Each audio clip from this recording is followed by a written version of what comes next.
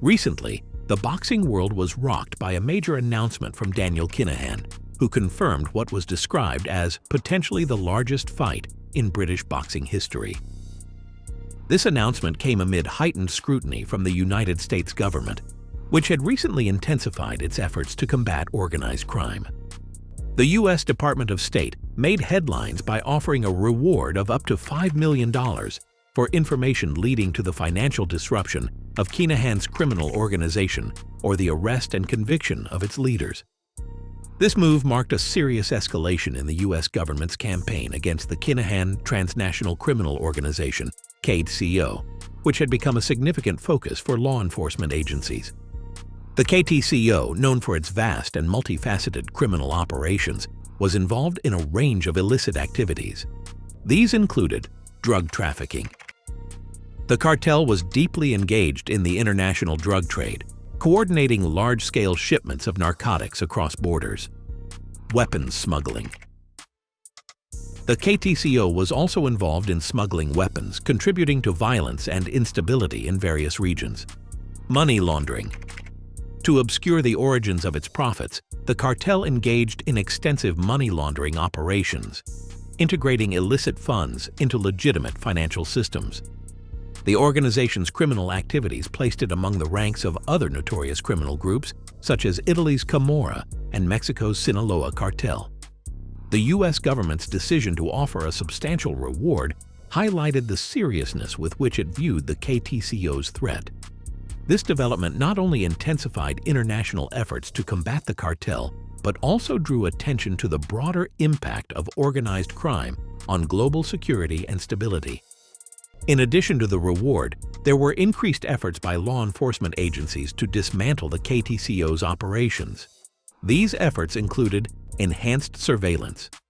Authorities ramped up surveillance of key KTCO members and their operations, employing advanced technology and intelligence gathering. International cooperation. There was a concerted push for greater international cooperation among law enforcement agencies, aimed at coordinating efforts to disrupt the cartel's global network. Legal actions. Ongoing legal proceedings and asset seizures targeted the financial infrastructure of the KTCO, aiming to weaken its operational capabilities. The announcement of the reward and the broader crackdown underscored the global commitment to tackling organized crime and highlighted the significant efforts being made to disrupt the KTCO's extensive criminal network. This marked a pivotal moment in the fight against one of the most dangerous criminal organizations in the world. In discussions about Kinahan's influence, it was noted that while he was a known boxing fan, there was little more to his relationship with the sport beyond that. The intersection of boxing and organized crime has a storied history, dating back to the American Mafia's manipulation of the sport through rigged fights and exploitation of fighters. Despite efforts to cleanse boxing of its criminal associations in the modern era, the sport's corruption was exposed when it was revealed that a boxing management company, funded by the head of one of the world's largest drug cartels, had gained significant control over boxing in the UK and Ireland, with aspirations of global dominance. The excitement around Tyson Fury's announcement of his fight with Anthony Joshua was tempered by concerns over Daniel Kinahan's involvement. Despite Kinahan's criminal notoriety, he had played a crucial role in arranging the fight, which was celebrated as British boxing's biggest ever.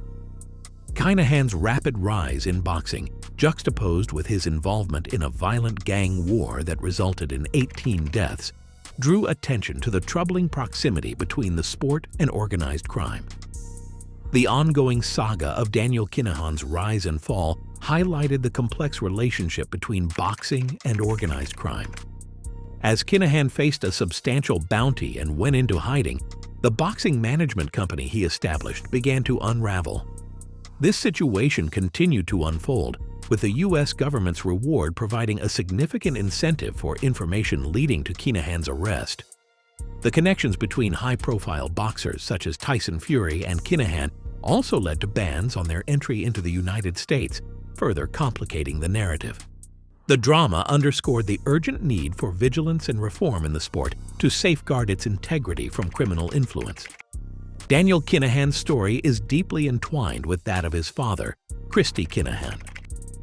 Christy Kinahan, known as the Dapper Don, began his criminal career in Dublin during the 1980s. Unlike many of his contemporaries who rose from poverty, Kinahan came from a relatively middle-class background. His initial foray into the criminal world involved dealing heroin, which quickly garnered him significant wealth and power. In 1986, Kinahan's criminal activities led to his arrest and the seizure of heroin valued at over £100,000, a substantial sum for the time. He was sentenced to 6 years in prison. After his release, Kinahan continued his illegal activities and faced further arrests, including a significant case in 1993 involving stolen checks. Though he fled to the UK, he returned to Ireland for a family funeral and was subsequently re-arrested and sentenced to another 4 years. During his imprisonment, Kinahan took advantage of educational opportunities, earning degrees and becoming fluent in Spanish and Russian, skills he would later use to expand his criminal network. Upon his release, Christy Kinahan resumed his criminal enterprises with increased ambition. He began grooming his sons, Daniel and Christy Jr., to take over the family business. Daniel Kinahan, in particular, showed a keen interest in the drug trade and quickly ascended through the ranks. By the early 2000s, Daniel Kinahan had established himself as a key figure in the Kinahan Cartel, which was rapidly expanding its operations. The cartel's influence grew significantly under Daniel's leadership. By 2009, a leaked diplomatic cable revealed Daniel Kinahan's role as a notable narcotics trafficker, with plans to expand the cartel's operations into West Africa. This period marked the beginning of a substantial global criminal empire involving drug trafficking, arms smuggling, and sophisticated money laundering. The cartel's reach extended from Dublin to Marbella, Spain, where they operated one of Europe's largest organized crime syndicates. In 2010, Operation Shovel, a joint law enforcement effort involving Irish police, Europol, the UK's National Crime Agency, and Spanish authorities, aimed to dismantle the Kinahan cartel. Despite significant seizures of cash and assets, the operation ultimately failed due to insufficient evidence, and the cases against the cartel collapsed. This failure allowed the Kinahan cartel to continue its operations unabated. Daniel Kinahan's leadership during this period was marked by strategic expansions and a consolidation of power. His involvement in high-profile drug trafficking operations and his ability to evade law enforcement scrutiny underscored his significant influence within the cartel. By the early 2010s, Daniel Kinahan was well established as a dominant force in both the criminal underworld and, eventually, in the boxing world. In 2012, Daniel Kinahan, a figure already notorious in the criminal underworld, made a calculated move to infiltrate and eventually dominate the global boxing scene by co-founding a boxing management company named MGM, Macklin's Gym Marbella, in Marbella, Spain. Kinahan partnered with Matthew Macklin, a former professional boxer, to establish the gym, which, though initially modest in appearance, was anything but ordinary. This venture was a strategic front to leverage Kinahan's substantial financial resources and criminal network to build a powerful presence in the boxing world. Kinahan's role in the company was pivotal. He provided significant financial backing, using his connections and illicit funds to expand the gym's operations and attract top-tier talent. This investment was not merely about business, it was a calculated attempt to legitimize his image by associating with a sport that enjoys global respect. MGM soon grew into a major player in the boxing industry, attracting fighters with competitive management deals and the promise of robust support that many traditional boxing promoters couldn't match. Initially, Kinahan's deep involvement with MGM, later rebranded as MTK Global, remained under the radar. His reputation as a criminal was not yet fully tied to the company, allowing MTK to operate with a degree of separation from his notorious background. The business model was simple yet effective: offer high-quality management services at a lower cost than industry standards, thereby appealing to both emerging and established boxers. This approach rapidly built MTK Global's reputation as a fighter-friendly organization that prioritized the needs of its clients. a stark contrast to the often exploitative practices in the boxing world. MTK Global's rise was meteoric, thanks in large part to the financial muscle and strategic acumen provided by Kinahan. The company soon managed some of the biggest names in boxing, creating a veneer of legitimacy around Kinahan's activities. However, as the years passed, the connection between Kinahan's criminal empire and his boxing enterprise became more apparent, leading to increased scrutiny from law enforcement and the media. Despite this, MTK Global's influence in the boxing world remained strong, a testament to the power and reach of Kinahan's dual life as both a crime lord and a boxing mogul. This strategic infiltration of the boxing industry not only bolstered Kinahan's financial empire, but also provided him with a semblance of respectability, masking the darker realities of his criminal endeavors. However, the shadow of his criminal past loomed large, and as his ties to organized crime became more widely known, they inevitably tainted the reputation of MTK Global and the fighters associated with it. MTK Global's rise in the boxing world was nothing short of meteoric, fueled by strategic decisions that quickly set it apart from traditional management firms. By offering lower management fees, 15% compared to the industry standard of 25%, and extensive perks, the company rapidly expanded its roster of fighters. This competitive edge allowed MTK Global to attract high-profile boxers and establish strong relationships with major boxing promoters, cementing its position as a formidable player in the industry. Daniel Kinahan, the mastermind behind MTK Global, had a vision that went beyond merely creating a successful management company. He saw MTK as a vehicle for legitimizing and laundering money derived from his extensive criminal activities. The gym's facilities and the management services provided were carefully orchestrated components of a broader strategy to integrate his illicit wealth into the legitimate economy. Under Kinahan's guidance, MTK Global's growth was swift and substantial, highlighting his ability to manipulate and shape the industry to his advantage. The company's rapid expansion was marked by several high-profile deals and events, further solidifying its position in the boxing world. MTK Global's foray into the US and other international markets underscored its ambition and reach, making it a major player in global boxing management. Despite mounting scrutiny of Kinahan's background, MTK Global continued to thrive, leveraging its growing roster and influence to secure significant boxing events and promotions. The success of MTK Global was largely driven by Kinahan's strategic investments and deep connections within the boxing world. His ability to navigate the complex and often murky world of boxing politics allowed MTK to secure lucrative contracts and sponsorships.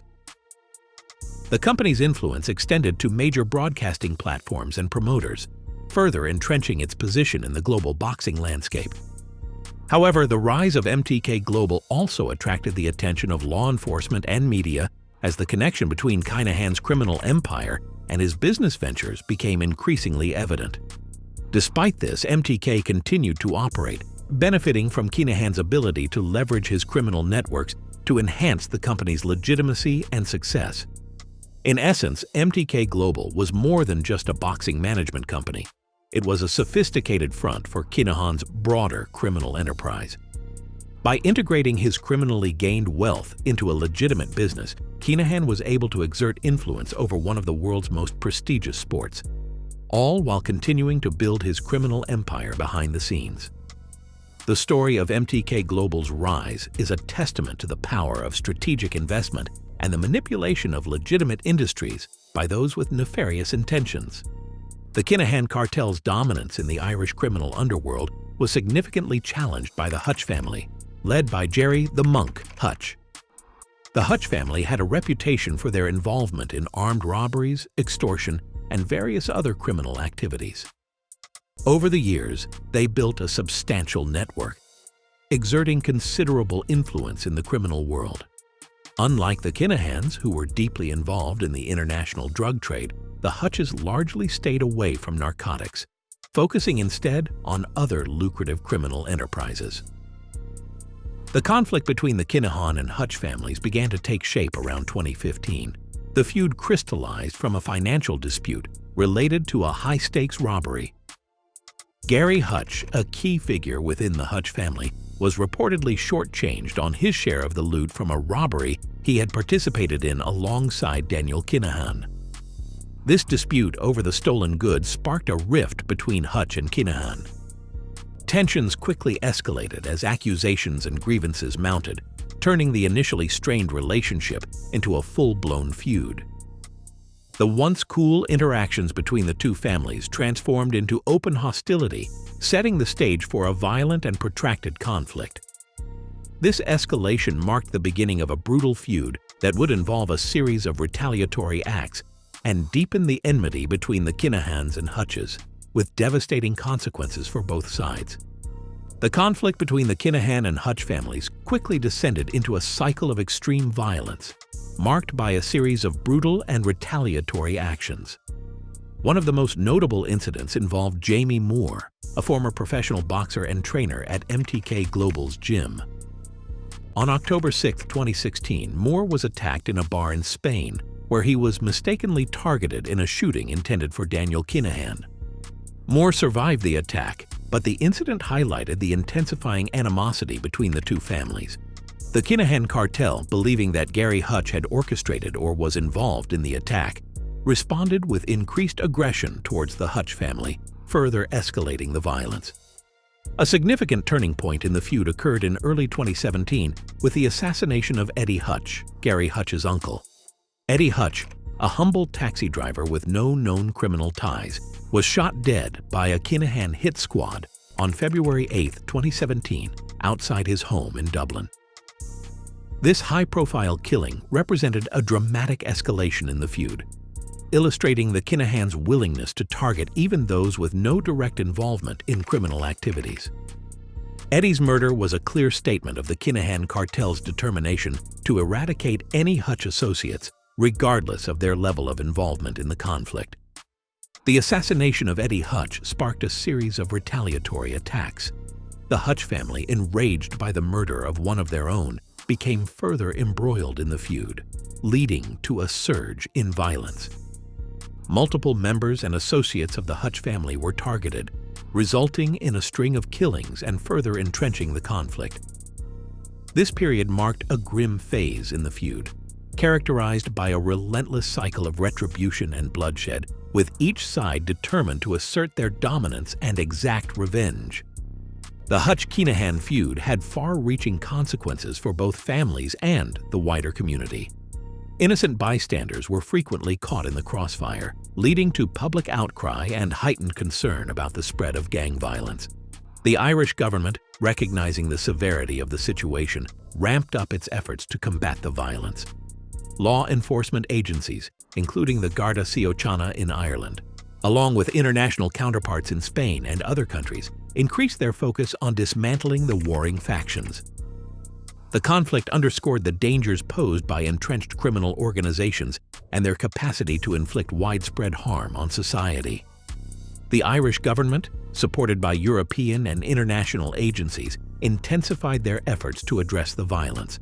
This included increased patrols, targeted operations against gang members, and a broader push to disrupt the illegal activities that fueled the feud.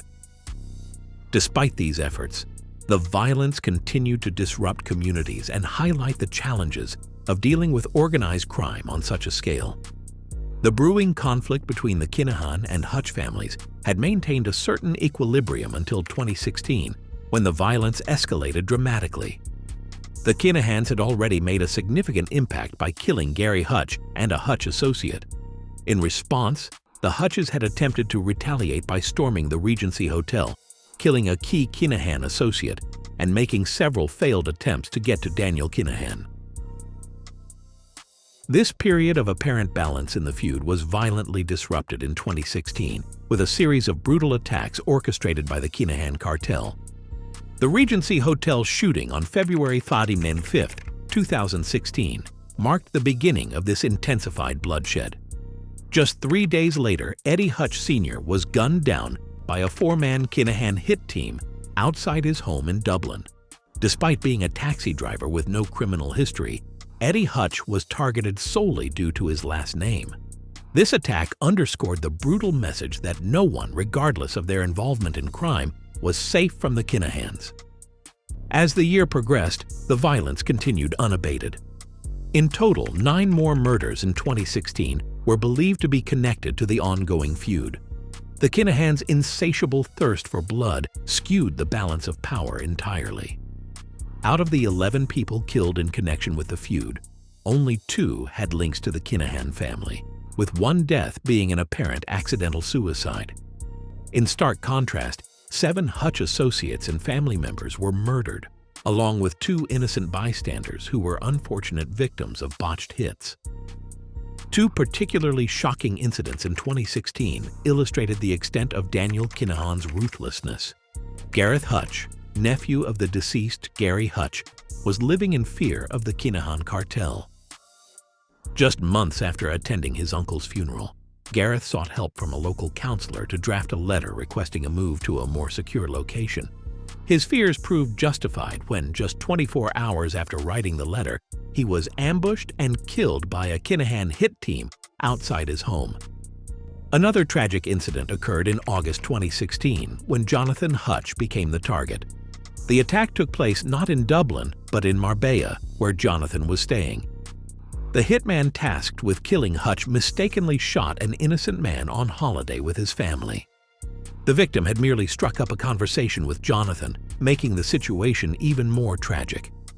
The Kinahans' brutal actions were not only aimed at their rivals but also at innocent people, reflecting a disturbing level of violence in their attempts to eliminate the Hutch family. This ruthless streak was a defining feature of the Kinahans' operations throughout 2016. Amidst this carnage, the Psychotic Cartel continued to make high-profile moves to assert their dominance. Despite the ongoing violence, Daniel Kinahan sought to position himself as a legitimate businessman and a significant player in the world of professional boxing. In March 2017, Tyson Fury, a former heavyweight champion who had fallen from grace, was seen with Kinahan in a public photo, signaling a potential comeback. Fury's comeback was facilitated by his association with MTK Global, a boxing management firm linked to Kinahan. Despite the public backlash and the ongoing feud's implications, professional boxing continued to engage with Kinahan's money and influence. MTK Global's signing of Michael Conlan, one of Ireland's brightest boxing prospects, exemplified this paradox. As the Kinahan cartel's power in boxing grew, they made significant investments, opening gyms worldwide and expanding their reach into MMA. Despite attempts by some in the boxing industry to distance themselves from Kinahan, the influx of money and the growing roster of fighters made it difficult to ignore the firm's influence. However, Kinahan's rebranding efforts were met with challenges. In 2017, he publicly announced his departure from MTK Global, claiming no further involvement in the company. This move was intended to mitigate the negative publicity surrounding his name. The business was sold to Sandra Vaughan, a woman with close ties to Kinahan, who took on the role of the public face, while Kinahan continued to operate behind the scenes. Kinahan's efforts to maintain a low profile were somewhat successful initially, but his public re-emergence, including photos with high-profile fighters and an ambitious PR campaign, drew renewed attention. Kinahan funded a series of media efforts aimed at shifting the narrative, including a hip-hop song and a documentary attempting to discredit claims about his criminal activities. These efforts, however, were largely ineffective and seemed desperate.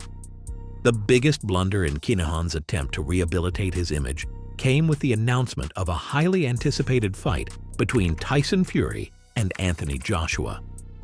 The fight, which was to be the biggest in British boxing history, was heavily promoted by Kinahan's team.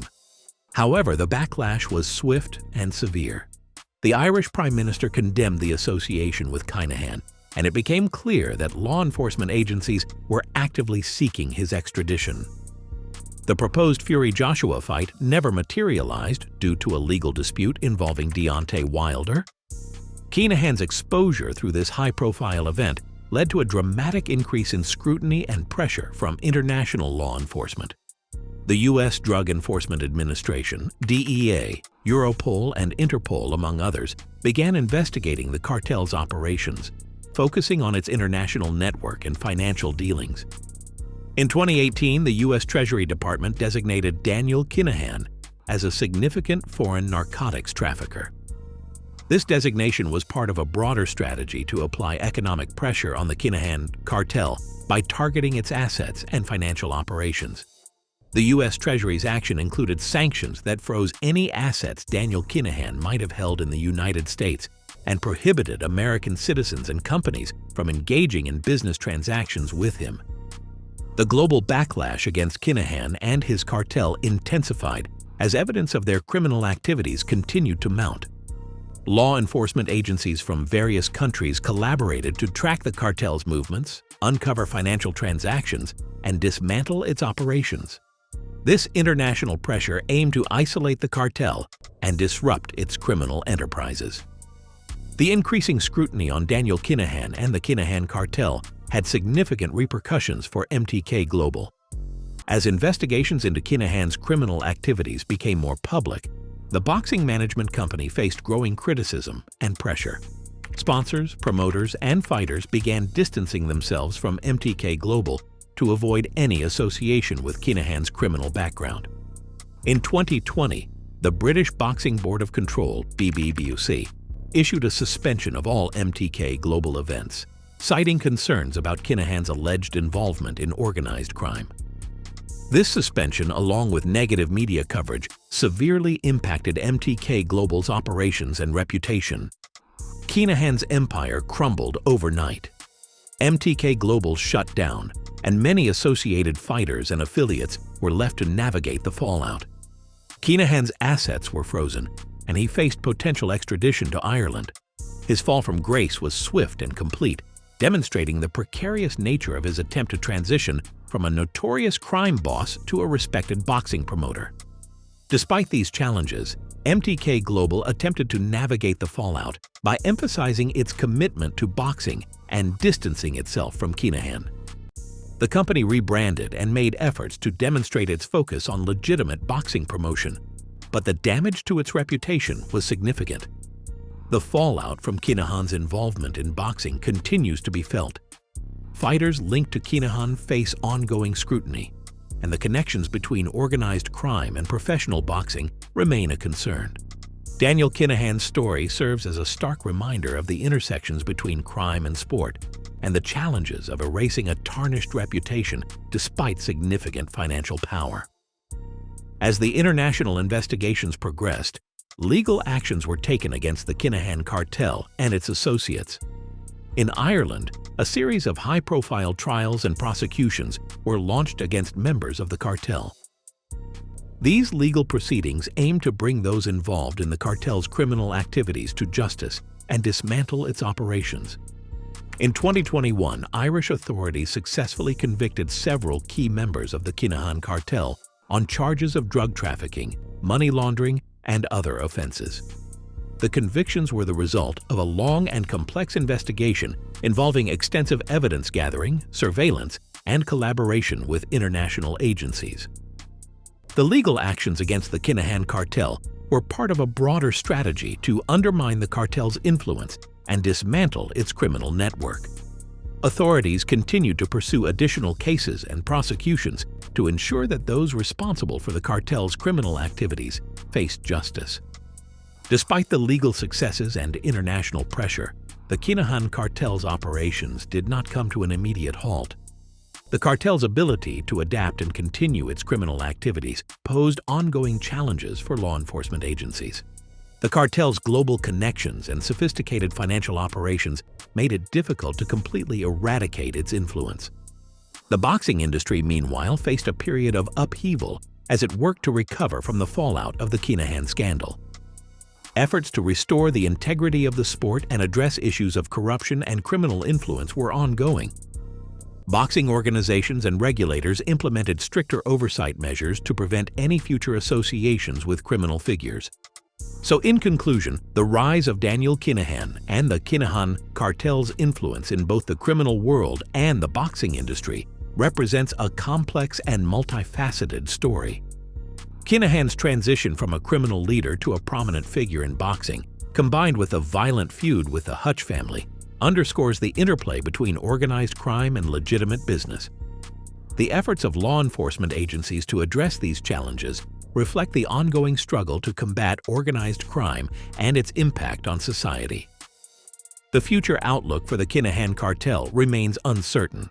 Continued international collaboration and law enforcement efforts are crucial in addressing the cartel's remaining activities and dismantling its network.